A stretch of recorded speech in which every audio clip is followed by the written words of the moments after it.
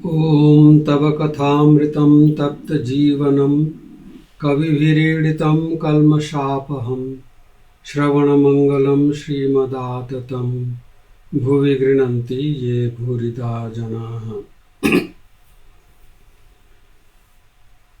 আজকে এই আয়োজনেতে আপনারা যারা উপস্থিত হয়েছেন, যারা গুগল মিটের মাধ্যমে আমাদের সঙ্গে আছেন এবং যারা জুমের মাধ্যমেও আমাদের সঙ্গে আছেন, সবাইকে সশ্রদ্ধ নমস্কার, আমন্ত্রণ, সহৃদয় আমন্ত্রণ জানাই।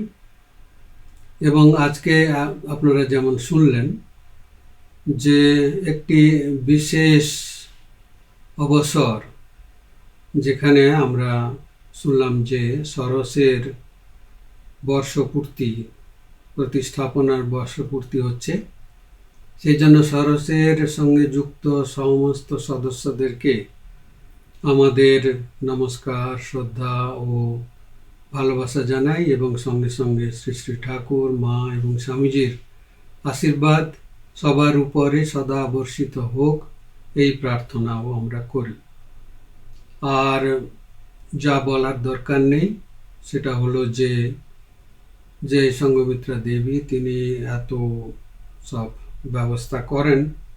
আর শুনেছি যে তিনি নূতন একটু অন্য জায়গাতে গেছেন এবং সেখান থেকে এই সমস্ত আয়োজন করছেন। তো এতজনকে একসঙ্গে করার যে একটা অপূর্ব প্রচেষ্টা, সেই জন্য তাঁকেও সবার দিক থেকে আমাদের নমস্কার, শুভেচ্ছা এবং শ্রী শ্রী ঠাকুর মা স্বামীজির আশীর্বাদ জানাচ্ছি। আজকে আমরা শ্রী শ্রী রামকৃষ্ণ কথামৃত পাঠের অষ্টম পর্বেতে এসেছি। আর যেরকম আমি আগেও বলেছি এবং সবসময় এই কথাটা বলতে আগ্রহী, যে কথামৃত হচ্ছে একটি অভূতপূর্ব শাস্ত্র। শ্রী শ্রী ঠাকুরের কথামৃত আপনারা যদি জগতের যে সমস্ত পবিত্র বই, হোলি বুকস বলে, যে সমস্ত বইগুলো বা যে সমস্ত শিক্ষা, আধ্যাত্মিক শিক্ষাগুলো আমাদের জীবনকে নিয়ন্ত্রিত করে, সমাজ ব্যবস্থাকে নিয়ন্ত্রিত করে সারা পৃথিবী জুড়ে, সেই সমস্ত বইগুলোর সঙ্গে রাখলে আমরা বুঝতে পারবো যে ঠাকুরের যে অবদান তাঁর এই কথামৃতের মাধ্যমে, সেটা একটা যুগান্তকারী অবদান। আমাদের সেটা মনে রাখতে হবে যে এই একটি শাস্ত্র কথামৃত, যা আমাদের বৈদিক ধর্মেরই অনুসরণে সমস্ত তার আদেশ উপদেশগুলো আছে দেখতে পাবো। সেই কথামৃতটি একটি সত্যিকারের অনবদ্য একটি শাস্ত্র। তো আমাদের ভাগ্য ভালো যে আমরা শ্রী শ্রী ঠাকুরের প্রতি আকৃষ্ট হয়েছি এবং তাঁর করুণার মধ্যে এসেছি। তো সেই জন্য যারা সবাই আমার সঙ্গে রয়েছেন তাদেরকে ধন্যবাদ জানাই এবং আমি নিজেকেও অনেক ধন্য মনে করি যে অন্তত বাংলা ভাষায় ঠাকুরের বলা ঠিক ঠিক কথাগুলো আবার একবার পড়তে পারছি, স্মরণ করতে পারছি। আপনারা মনে করতে পারেন, যদিও অনেক দিন হয়ে গেছে, মনে হয় শেষ ডিসেম্বরেতে আমরা আমাদের সপ্তম পর্বটি নিয়ে আলোচনা করেছিলাম। তো সেখানে আমরা মাস্টার মশাইয়ের করা যে প্রথম প্রশ্নটা ছিল, ঈশ্বরে কি করে মন স্থির করা যায়, এই প্রশ্নের উত্তরে শ্রী শ্রী ঠাকুর 4 রকমের উপায় বলেছিলেন। সেগুলো একবার আবার স্মরণ করে নেওয়া যাক। শ্রী শ্রী ঠাকুর প্রথমে বলেছিলেন যে ঈশ্বরের নাম ও গুণগান করতে হবে, সৎসঙ্গ আর নির্জনবাস, না হলে বলছেন যে ঈশ্বরে মন রাখা বড়ই কঠিন। আমরা ওটা আলোচনা করছিলাম। আবার বলেছেন যে চারা গাছে বেড়া দিয়ে রাখতে হবে, অর্থাৎ সাধক অবস্থায় আমাদের কড়া নিয়ম কানুন মেনে চলা দরকার। তারপরে তিনি বলেছিলেন যে ধ্যান করবে মনে কোণে ও বনে, এবং শেষে বলেছেন আর সর্বদা সদসৎ বিচার করবে। বলছেন যে বিচার করতে করতে অনিত্য বস্তু মন থেকে ত্যাগ হবে। বিচার করার এটা একটা বড় উপকারিতা, সেটা আমরা দেখেছিলাম। এখন আমি কথামৃত থেকে একটি ছোট অংশ ধরে আলোচনা করব। এটি শ্রদ্ধেয় মহেন্দ্রনাথের মাস্টারমশাইয়ের তৃতীয় দর্শন থেকে। আমি ইচ্ছে করে এই অংশের আগের খানিকটা বর্ণনা ছেড়ে দিচ্ছি। শ্রী শ্রী কালী মন্দির প্রভৃতির পুঙ্খানুপুঙ্খ বর্ণনার ভেতরে আমি আর যাচ্ছি না, আপনারা দেখবেন। সেও অপূর্ব এক বর্ণনা, এক ঐশ্বরিক বর্ণনা। মনে হবে যেন আপনি স্বর্গে কি ধরনের ব্যবস্থা হতে পারে, হওয়া সম্ভব, সেগুলো যেন চাক্ষুষ দেখতে পাবেন।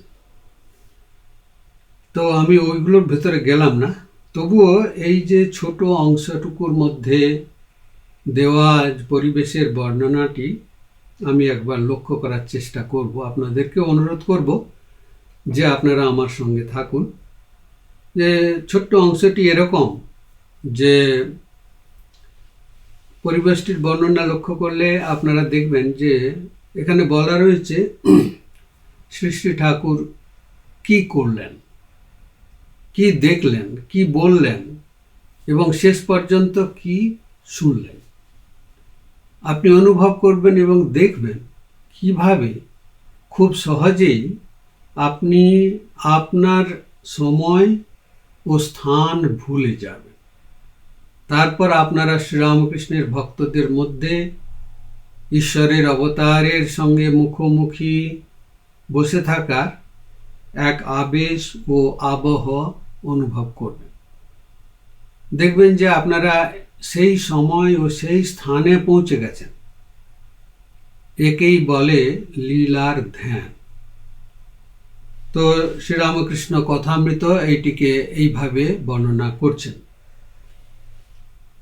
রবিবারে অবসর হইয়াছে, তাই ভক্তেরা দর্শন করতে আসিয়াছেন। এখনো মাস্টারের সঙ্গে কাহারও আলাপ হয় নাই। তিনি সভা মধ্যে এক পার্শ্বে আসন গ্রহণ করিলেন। দেখিলেন ভক্ত সঙ্গে সহাস্য বদনে ঠাকুর কথা কহিতেছেন। এখন আসুন আমরা এই অংশটি আবার পড়ি, একটু একটু করে পড়ি। রবিবারে অবসর হইয়াছে, তাই ভক্তেরা দর্শন করিতে আসিয়াছেন। দেখুন, রবিবারে সাধারণত ছুটি থাকতো, এখনো তো তাই থাকে। আর ভক্তেরা সেই দিনটির জন্য অপেক্ষা করত, কবে রবিবার আসবে, কবে আবার শ্রী শ্রী ঠাকুরের কাছে যাওয়া যাবে। এরকম বর্ণনা আর কোনো ধর্মগ্রন্থে নেই। যাই হোক, তারা তাই আজ এসেছেন। তারপরে বলছেন, মাস্টারমশাই লিখছেন, এখনো মাস্টারের সঙ্গে কাহারও আলাপ হয় নাই। দেখুন, মাস্টারমশাইয়ের আসার অনেক আগে থেকে তাহলে এইসব ভক্তেরা আসতেন। আর সেজন্য মাস্টারমশাই, এই যে অপরিচিত মাস্টারমশাই, বিনম্রভাবে কি করলেন। তো কথামৃতে তিনি লিখছেন, তিনি সভা মধ্যে এক পার্শ্বে আসন গ্রহণ করিলেন। তারপর লিখছেন, দেখিলেন ভক্ত সঙ্গে সহাস্য বদনে ঠাকুর কথা কহিতেছেন। এবার শ্রী ঠাকুরকে দেখতে পাচ্ছেন কিনা? একদম ওই ঘরের মধ্যে বসে থেকে আপনিও ভক্তদের সঙ্গে মাস্টারমশাইয়ের সঙ্গে গেছেন, মাস্টারমশাই রূপে বসে পড়েছেন ওখানে। আর দেখছেন ঠাকুর ভক্তদের সঙ্গে সহাস্য বদনে কথা বলছেন। দেখতে পাচ্ছেন সব। এই হলো লীলার ধ্যান, এটা ভোলার নয়। এবারে আপনারা আমার সঙ্গে থাকুন, আমি আপনাদের দৃষ্টি আকর্ষণ করব আরেকটি অংশের প্রতি। জাস্ট ওটার পরে পরেই এটি শুরু হয়েছে, তো আমি একটু পড়ে যাব, একটু সময় লাগবে, কারণ এইটাই আমাদের আলোচ্য বিষয় আজকে। মাস্টারমশাই লিখছেন, একটি ঊনবিংশতি বর্ষ বয়স্ক ছোকরাকে উদ্দেশ করিয়া ও তাহার দিকে তাকাইয়া ঠাকুর যেন কত আনন্দিত হইয়া অনেক কথা বলিতেছিলেন। ছেলেটির নাম নরেন্দ্র, কলেজে পড়েন ও সাধারণ ব্রাহ্ম সমাজে যাতায়াত করেন। কথাগুলি তেজ পরিপূর্ণ, চক্ষু দুটি উজ্জ্বল, ভক্তের চেহারা। মাস্টার অনুমানে বুঝিলেন যে কথাটি বিষয়াসক্ত সংসারী ব্যক্তির সম্বন্ধে হইতেছিল, যারা কেবল ঈশ্বর ঈশ্বর করে, ধর্ম ধর্ম করে, তাদের ওই সকল ব্যক্তিরা নিন্দা করে। আর সংসারে কত দুষ্ট লোক আছে, তাদের সঙ্গে কিরূপ ব্যবহার করা উচিত, এসব কথা হইতেছে। শ্রীরামকৃষ্ণ নরেন্দ্রের প্রতি, নরেন্দ্র, তুই কি বলিস? সংসারী লোকেরা কত কি বলে। এখানে একটা কথা বলে রাখি যে সংসারী লোকেরা মানে যারা হচ্ছে বিষয়াসক্ত লোক। সংসার মানে পরিবার নয়, পরিবার একটি আলাদা ব্যাপার, যেখানে স্বামী স্ত্রী ছেলে মেয়ে নিয়ে আমরা থাকি, সেটাকে বলে পরিবার। তো পরিবারটা হচ্ছে গৃহস্থ ধর্মটাই পরিবারের মধ্যে পড়ে। কিন্তু সংসারী মানে সবাই, আমরাও সন্ন্যাসীরাও সংসারী, কারণ আমাদের জন্ম মৃত্যুর ভেতর দিয়ে যাতায়াত করতে হয়, সেটা কি সংসার বলে, জন্ম মৃত্যুর ভেতরে যাতায়াত। এখানে ঠাকুর বিশেষ করে যারা বিষয়াসক্ত ব্যক্তি তাদেরকে সংসারী বলে উল্লেখ করছেন। তো নরেন্দ্রকে জিজ্ঞেস করছে, নরেন্দ্র, তুই কি বলিস?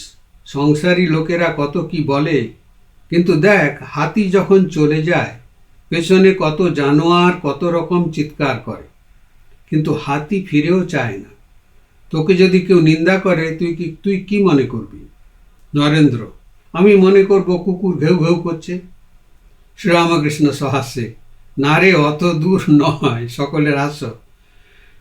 ঈশ্বর সর্বভূতে আছেন, তবে ভালো লোকের সঙ্গে মাখামাখি চলে, মন্দ লোকের কাছ থেকে তফাৎ থাকতে হয়। বাঘের ভিতরেও নারায়ণ আছে, তা বলে বাঘকে আলিঙ্গন করা চলে না। সকলের হাস্য। যদি বলো বাঘ তো নারায়ণ, তবে কেন পালাবো? তার উত্তর, যারা বলছে পালিয়ে যাও, পালিয়ে এসো, তারাও নারায়ণ, তাদের কথা কেন না শুনি। তো একটা গল্প শোন। কোনো এক বনে একটি সাধু থাকতেন, তার অনেকগুলি শিষ্য। তিনি একদিন শিষ্যদের উপদেশ দিলেন যে সর্বভূতে নারায়ণ আছেন, এইটি জেনে সকলকে নমস্কার করবে। একদিন একটি শিষ্য হোমের জন্য কাঠ আনতে বনে গিয়েছিল। এমন সময় একটা রব উঠল, কে কোথায় আছো, পালাও পালাও, একটা পাগলা হাতি যাচ্ছে। সবাই পালিয়ে গেল, কিন্তু শিষ্যটি পালালো না। সে জানে যে হাতিও যে নারায়ণ, তবে কেন পালাবো, এই বলে দাঁড়িয়ে রইল। নমস্কার করে স্তব স্তুতি করতে লাগলো। এদিকে মাহুত চেঁচিয়ে বলছে, পালাও পালাও। শিষ্যটি তবুও নড়ল না। শেষে হাতিটা ছুঁড়ে করে তুলে নিয়ে তাকে একধারে ছুঁড়ে ফেলে দিয়ে চলে গেল। শিষ্য ক্ষতবিক্ষত হয়ে ও অচৈতন্য হয়ে পড়ে রইল। এই সংবাদ পেয়ে গুরু ও অন্যান্য শিষ্যরা তাকে আশ্রমে ধরাধরি করে নিয়ে গেল আর ঔষধ দিতে লাগলো। খানিকক্ষণ পরে চেতনা হলে ওকে কেউ জিজ্ঞাসা করলে, তুমি হাতি আসছে শুনেও কেন চলে গেলে না? সে বললে, গুরুদেব আমায় বলে দিয়েছিলেন যে নারায়ণই মানুষ জীবজন্তু সব হয়েছেন, তাই আমি হাতি নারায়ণ আসছে দেখে সেখান থেকে সরে যাইনি।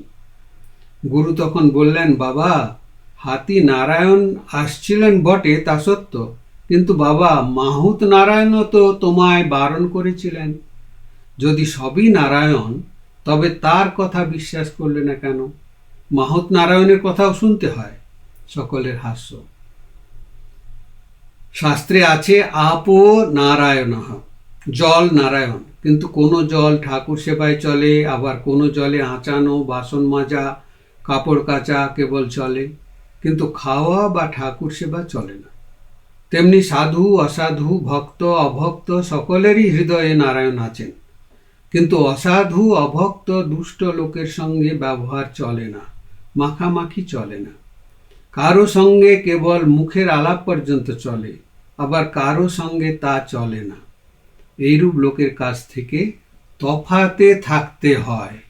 এইরূপ লোকের কাছ থেকে তফাতে থাকতে হয়। দেখুন, আমরা কিছু সময় শ্রীরামকৃষ্ণের কথামৃতের পাতা থেকে একটু পড়লাম। দেখুন, কথামৃতের সংসারে কি করে থাকতে হবে সেই প্রশ্নের উত্তরে এই অংশটুকু পড়লেই হয়ে যাবে উত্তর।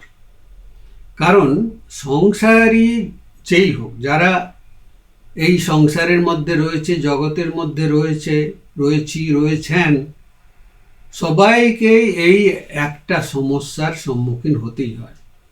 আর যত সব আমাদের মতবিরোধ, দ্বন্দ্ব, সব এই সমস্যা থেকেই হয়। দেখুন না, আমরা একজন আরেকজনের সঙ্গে থাকতে পারি না। তার সমস্যাটা কোথায়? সমস্যাটা ওই পরস্পরের মধ্যে বোঝাপড়ার অভাব।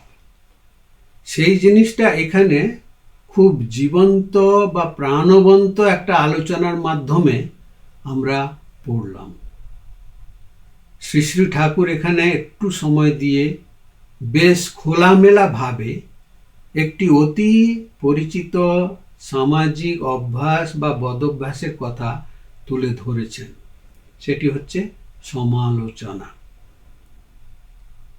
এটা তো অস্বীকার করার নেই যে সমালোচনা বৈধ বা যৌক্তিকও হতে পারে। তা তো পারে, কখনো কখনো সমালোচনা আমাদের বিপদ এড়াতে সাহায্য করতে পারে, কিন্তু বেশিরভাগ সময়ই আমাদের সমালোচনা আবেগ বা কল্পনা প্রসূত, অবৈধ বা অযৌক্তিক হয়। আর সেটা ছেড়ে দিলেও আমরা দেখি যে সমালোচনা আমরা সবাই অল্প বিস্তর করে থাকি। অল্প কথাটা আমি একটু বললাম, কিন্তু অল্প সমালোচনা করাটা মনে হয় আমাদের চরিত্রের লক্ষণ নয়। আমরা বিস্তর সমালোচনা করে থাকি। কিন্তু সমালোচনা প্রত্যক্ষ বা পরোক্ষভাবে আমাদের সবাইকে প্রভাবিত করে, আমরা যেই হই না কেন। আমার মনে হয় শ্রী শ্রী ঠাকুর যে সমাধানটি দিয়েছেন তা আমাদের সকলেরই শোনা ও অনুধাবন করা প্রয়োজন।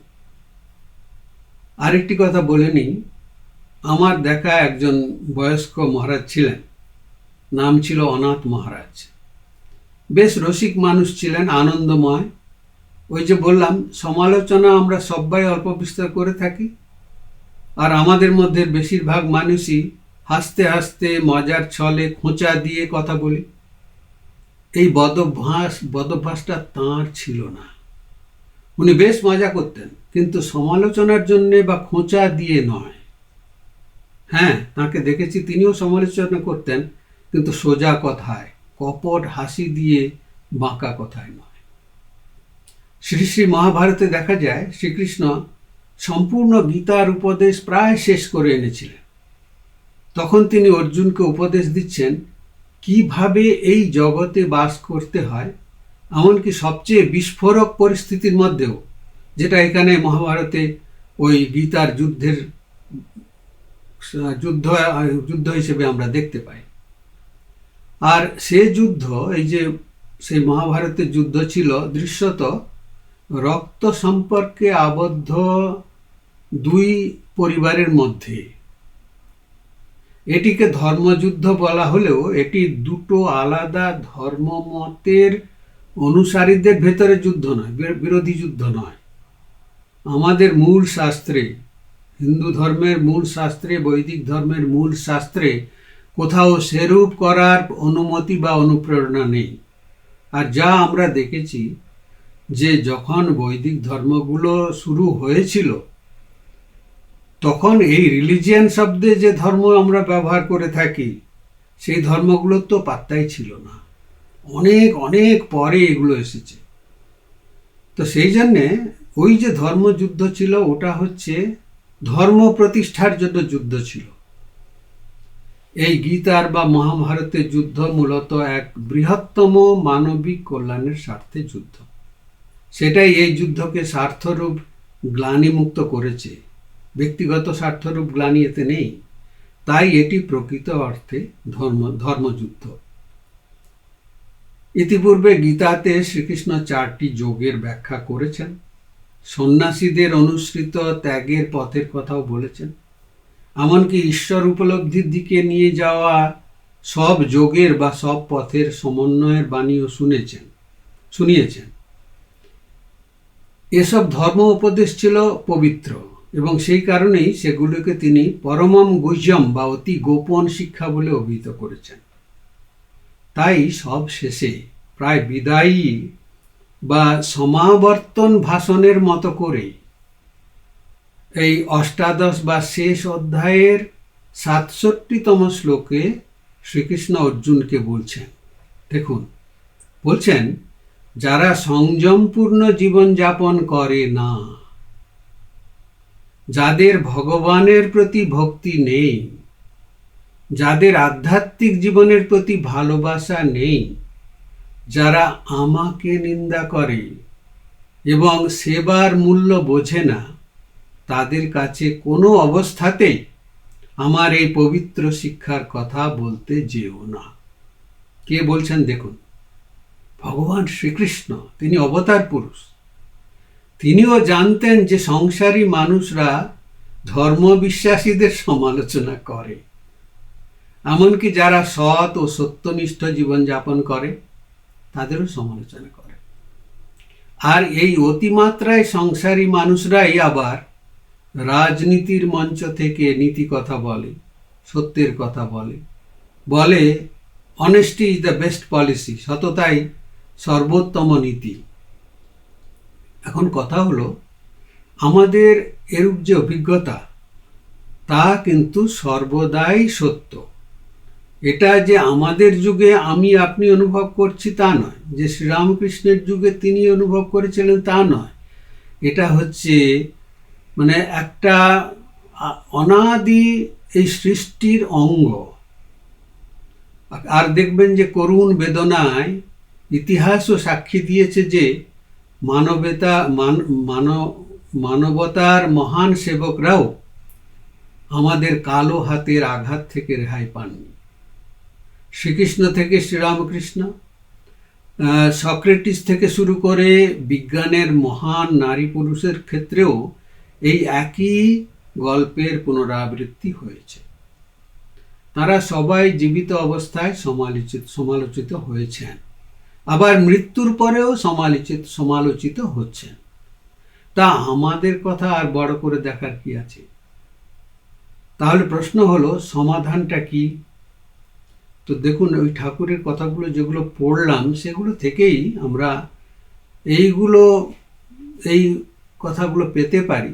প্রথম কথা হলো, আপনি তো সমালোচকদের মুখ বন্ধ করতে পারবেন না। তাই নিজের দিকে তাকান, আপনি কে? এই পরিস্থিতিতে আপনি কি করতে পারেন? আপনি যদি ঈশ্বরের পথে চলেন, যদি আধ্যাত্মিক জীবনযাপন করার চেষ্টা করেন, যদি চারপাশের সমস্ত বিশৃঙ্খলার মধ্যেও শান্তি খুঁজে পেতে চান, তাহলে আপনাকে এমন একটি পথ খুঁজে নিতে হবে যেখানে প্রতিরোধ সবচেয়ে কম, আক্রমণাত্মকতা বা হিংস্রতা সবচেয়ে কম, যেটাকে ইংরেজিতে বলে the path of least resistance. আপনি চাইলে খুব রূঢ় প্রতিক্রিয়ার সঙ্গে জড়িয়ে পড়তে পারেন, কিন্তু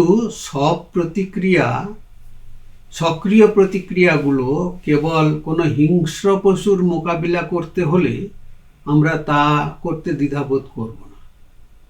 আপনাদের মনে হতে পারে যে আমার এই কথাটি কিছুটা অতিরঞ্জিত, ঠিক আছে, কিন্তু অন্য কোনো ভালো উপায় থাকলে তা নিতে আমাদের তো কেউ আর বাধা দিচ্ছে না। তাহলে আপনাদের একটি একটি গল্প শোনায়। আপনারা হয়তো জানেন যে ওই বাঘ বা চিতাবাঘ শিকারের অভিজ্ঞতা নিয়ে লেখা তাঁর এক বিখ্যাত গ্রন্থে, মনে হয় মাই ইন্ডিয়া গ্রন্থে, একজন বিখ্যাত শিকারী ছিলেন পুরনো দিনের, জিম করবেট বলে। তিনি লিখেছেন, অপূর্ব কথা লিখেছেন। আমি প্রথমে ইংরেজিতে পড়ি, তারপরে তার বাংলাটা করব। যে no animal can be called mean because that is exclusively a human trait. বলছেন কোনো পশুকে হীন বা নীচ স্বভাবের বলা যায় না, কারণ হীনতা বা নীচতা একান্তভাবেই এক মানবিক বৈশিষ্ট্য।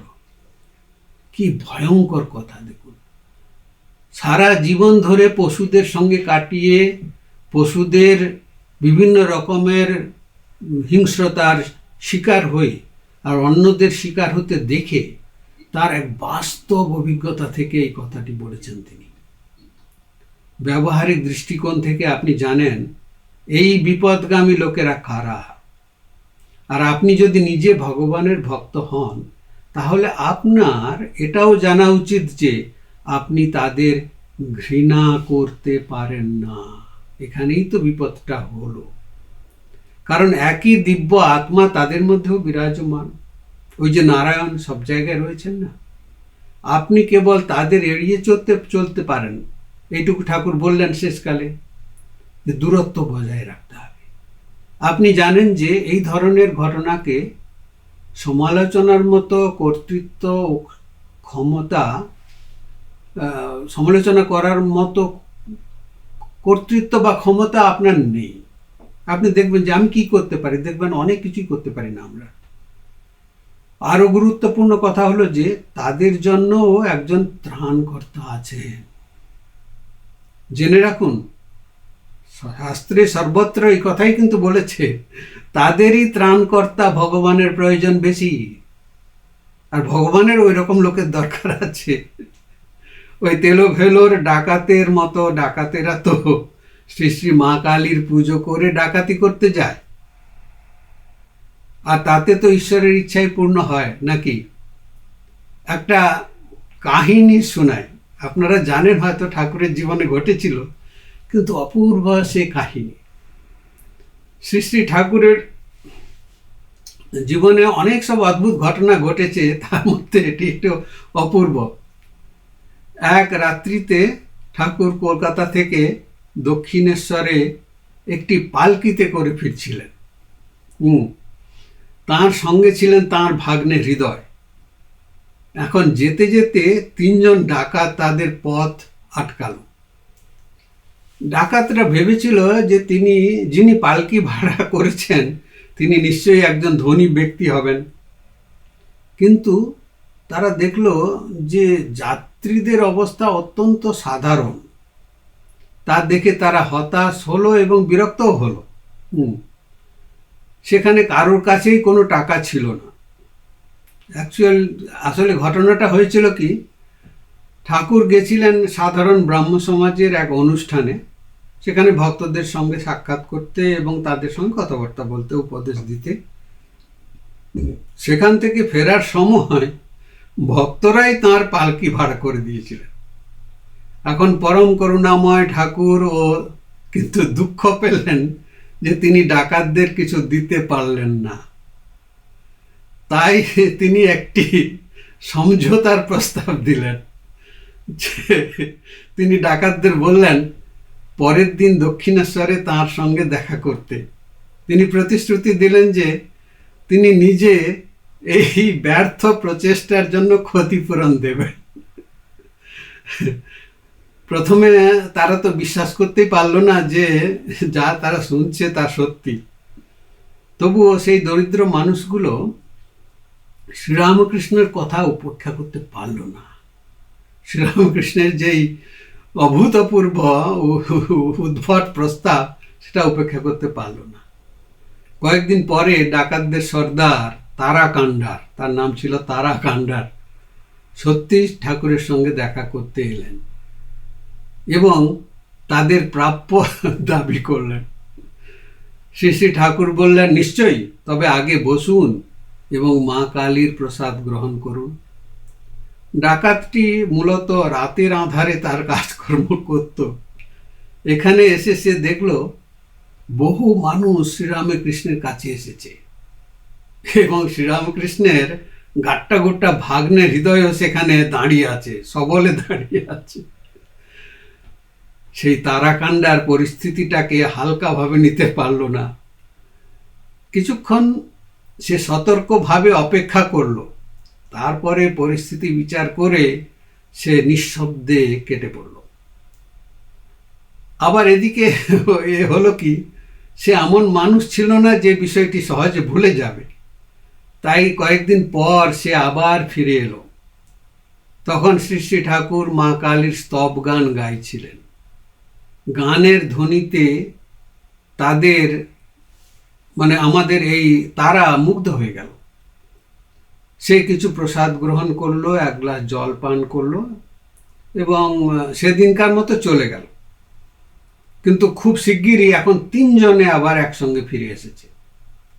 ঠাকুরও তাদের দেখা মাত্রই লাখ ভেলকি লাখ বলার মতো করে কি সব বলতে শুরু করে দিল। বললেন যে শ্রী শ্রী মা কালীর জাদু এদের উপরে নেমে আয় বলে উনি কিছু একটা বললেন, আর সেই জাদু মন্ত্রেরও কাজ হলো। তিনজনে শ্রী শ্রী ঠাকুরের পায়ে লুটিয়ে পড়ে কাঁদতে কাঁদতে তাঁর কাছে কৃপা প্রার্থনা করল। শ্রী শ্রী ঠাকুর তাদের দুর্দশায় গভীর সহানুভূতি প্রকাশ করলেন। তিনি তাদের সৎ পথে চলার উপদেশ দিলেন এবং আশীর্বাদ করলেন যে ন্যায়সঙ্গতভাবে জীবিকা অর্জনে তাদের আর কোনো অসুবিধা হবে না। ভগবান অবতারের আশীর্বাদ তো ব্যর্থ হলো না। তারাকান্ডার সত্যি কাজ পেল এবং সৎভাবে এক সুন্দর জীবন যাপন করতে থাকলো। সেই ডাকাতদের নেতা তারা মাঝে মাঝে পরবর্তীকালে দক্ষিণেশ্বরে আসতেন। শ্রী শ্রী ঠাকুরের চলে যাওয়ার অনেক পরে তিনি দক্ষিণেশ্বরে এসে তাঁর স্মরণে ঘন্টার পর ঘন্টা ওখানে কাটাতেন আর অশ্রু বিসর্জন করতেন। তবে এইসব উদাহরণগুলোকে আমরা চরম উদাহরণ হিসেবে নিতে পারি। আমাদের মতো সাধারণ লোকের সমস্যার সমাধান এতে হয় না। সাধারণ মানুষ হয়ে আমাদের এতটা ঝুঁকি নেওয়া খুবই বিপজ্জনক। ঝুঁকির কারণ হলো যে ওদের ভালো করতে গিয়ে হয়তো আমরাই ওই দলে ভিড়ে যাব। নিঃসন্দেহে এগুলো উদ্ধারকর্তাদের একচেটিয়া অধিকার, আমাদের নয়। আর প্রধানত সেই কারণেই ঠাকুর আমাদের মতো সাধারণ লোককে সম্মানজনক ও নিরাপদ দূরত্ব বজায় রাখতে বলছেন। আচ্ছা, ভেবে দেখুন, আমরা কোভিডের মতো এক বাধ্যতামূলক পরিস্থিতিতে সেটিই তো অনুশীলন করছিলাম। তবে এই দূরত্ব বজায় রাখাটা আমাদের অন্যদের প্রতি ঘৃণা থেকে হওয়া উচিত নয়, বরং যৌথভাবে, যেরকম কোভিডের সময় আমরা করলাম, যৌথভাবে অন্যদের এবং নিজেদের রক্ষা করার জন্যই তা করতে শিখতে হবে। আর একটি কথা আছে, দেখুন, বেশিরভাগ সমালোচনা অজ্ঞান থেকে হয়। অজ্ঞান থেকে, অহংকারের বশবর্তী হয়ে আমরা সমালোচনা করি, বিদ্বেষের বশবর্তী হয়ে সমালোচনা করি, হিংসার বশবর্তী হয়ে সমালোচনা করি। এগুলো কিসের লক্ষণ জানেন? এগুলো অজ্ঞতারই বহিঃপ্রকাশ। অজ্ঞানের যে সমস্ত প্রকাশ হয় সেগুলো এদের মাধ্যমেই তো হয়। জ্ঞানে তো এগুলো নষ্ট হয়ে গেছে। যারা ভালো কাজে নিন্দা করে, যারা পবিত্র প্রচেষ্টার নিন্দা করে, তারা কিন্তু অজ্ঞানী। এখন সেই অজ্ঞানীদের গতি কি হবে, সে প্রশ্নটি ভগবানের কাছেই করা উচিত। হ্যাঁ, আর ভগবানের কাছে এটি একটি কিন্তু কঠিন প্রশ্ন। আমরা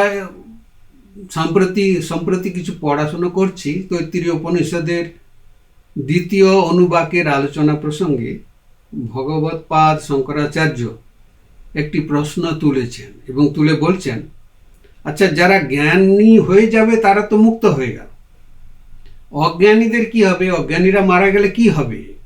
অজ্ঞানীরাও তো ব্রহ্ম, তাহলে তাদের মৃত্যু হলে তারা কি চিরকালের মতো হারিয়ে যাবে? এই যে হারিয়ে যাবে যদি আমরা বলি, তাহলে তো ব্রহ্মের অস্তিত্বের অপলাপ হয়ে যাবে। ব্রহ্ম তো সর্বত্র সবসময় আছে, তা হারিয়ে যাওয়ার তো কোনো কথা নেই। জ্ঞানী অজ্ঞানী তো সবই ব্রহ্ম, অজ্ঞানীরাও ব্রহ্মস্বরূপ, তা তারা জানুক বা না জানুক। বৈদিক অনুসন্ধানেও আবিষ্কারে এমন কোনো কথা নেই যে কেউ চিরকালের জন্য নরকে যাবে বা চিরকালের জন্য হারিয়ে যাবে। Nobody is a lost case, nobody is lost for ever, এটা বলে।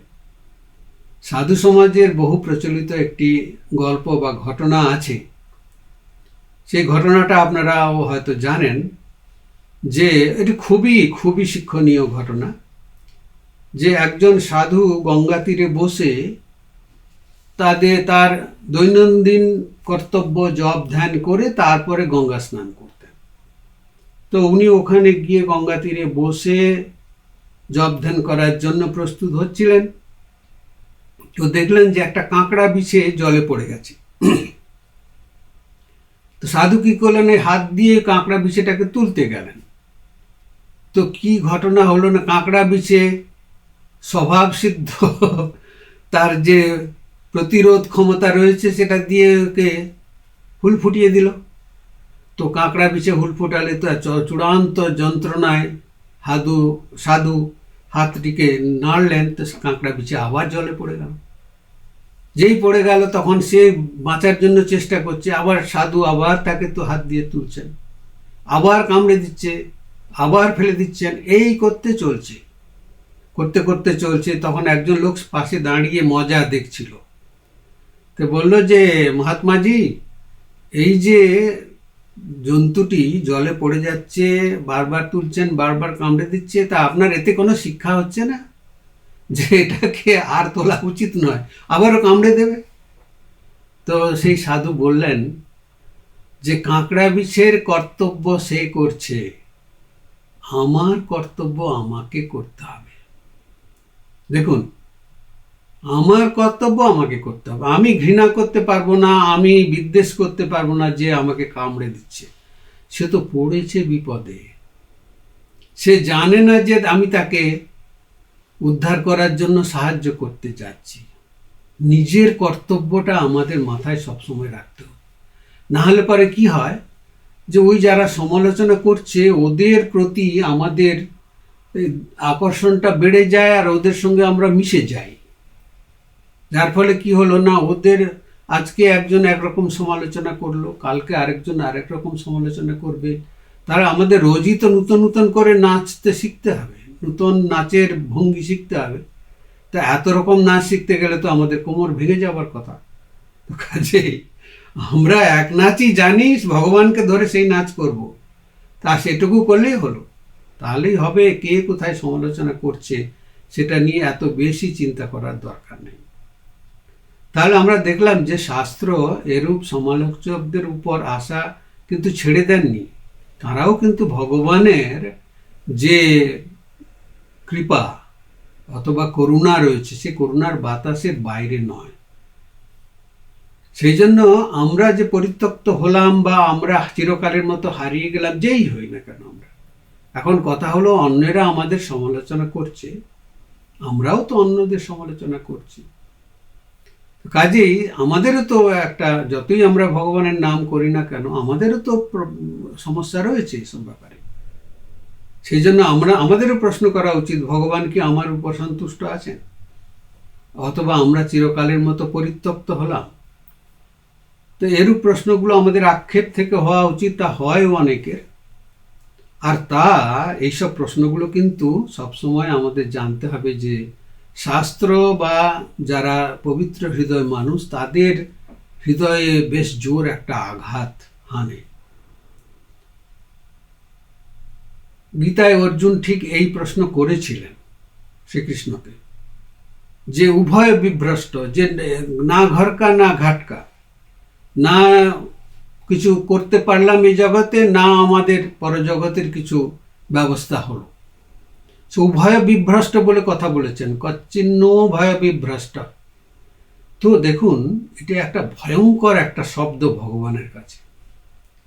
তো ভয়ঙ্কর অর্থটা হলো যে দুকুল হারিয়েছি, ইহকাল পরকাল সব গেছে।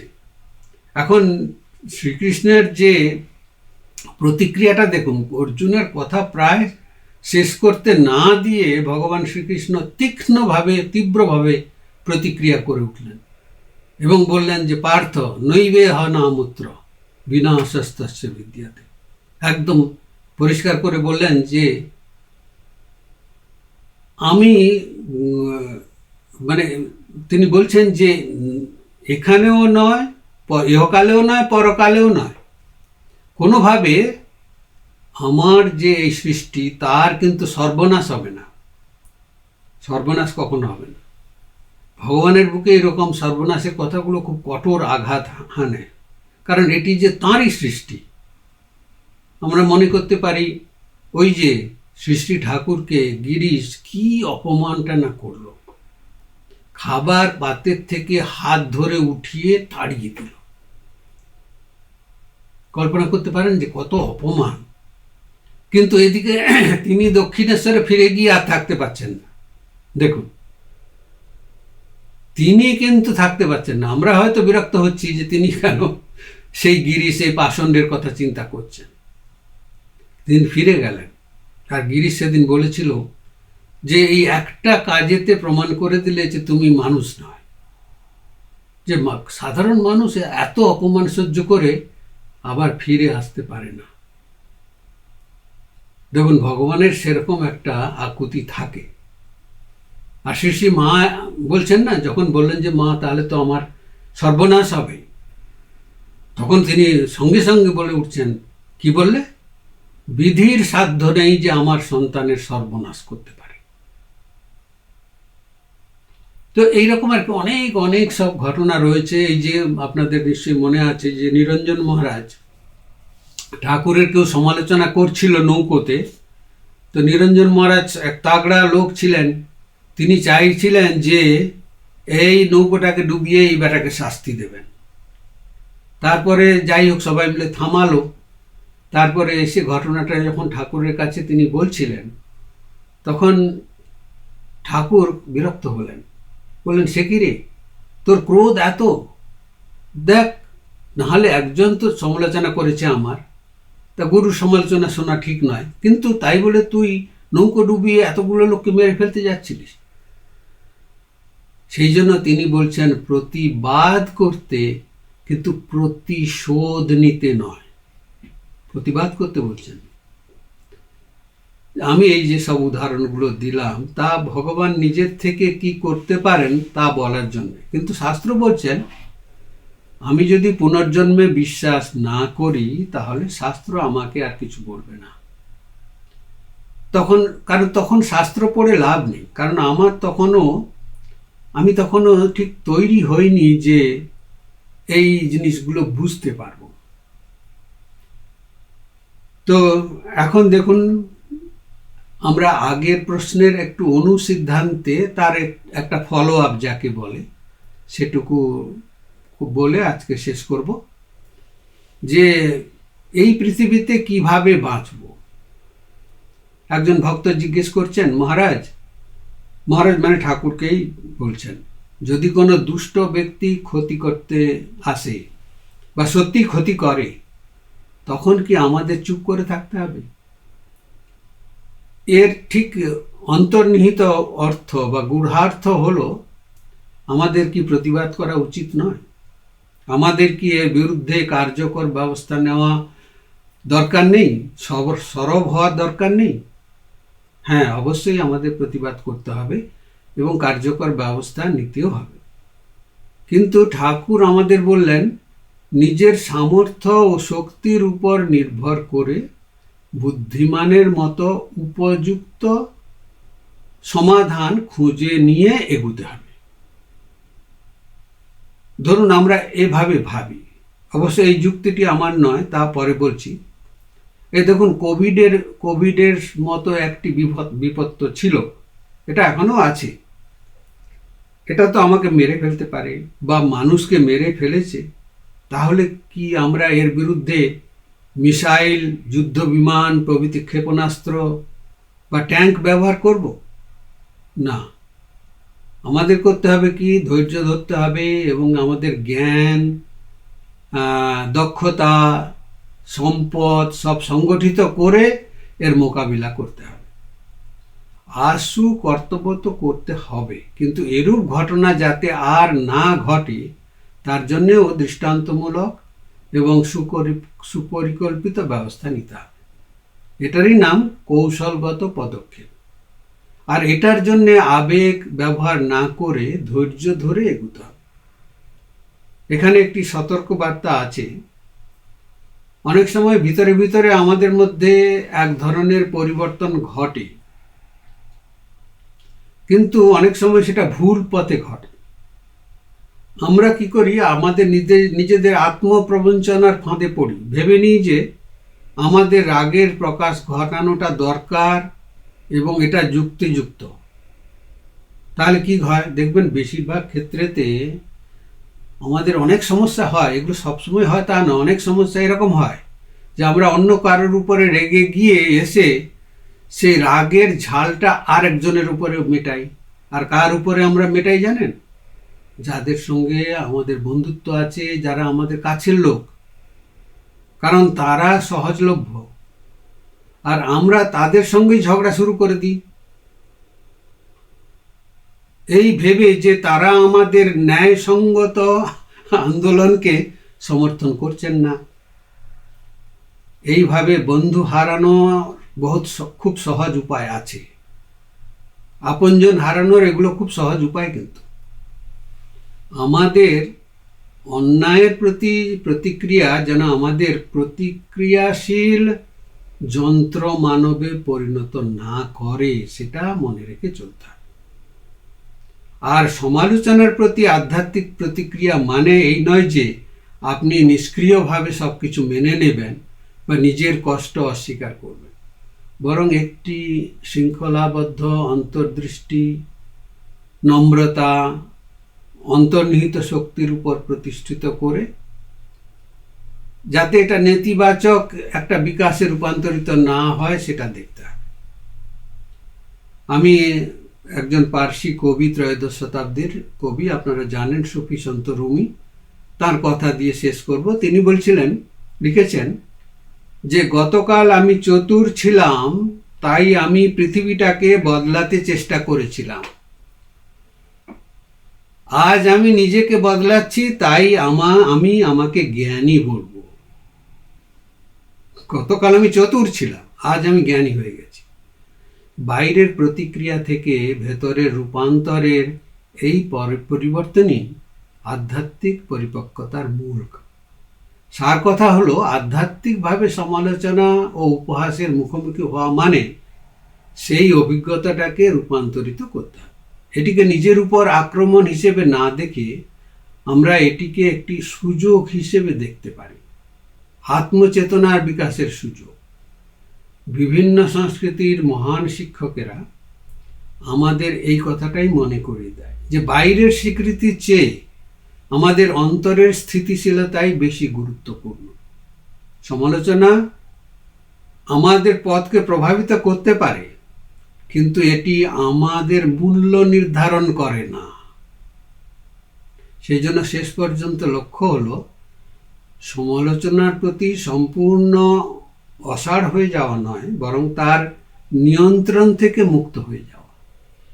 যখন আপনি সেই অবস্থায় পৌঁছন, তখন উপহাস আর আপনাকে ছোট করে না। রবীন্দ্রনাথ বলছেন না, নিজেরে করিতে গৌরব দান, নিজেরে কেবলই করি অপমান।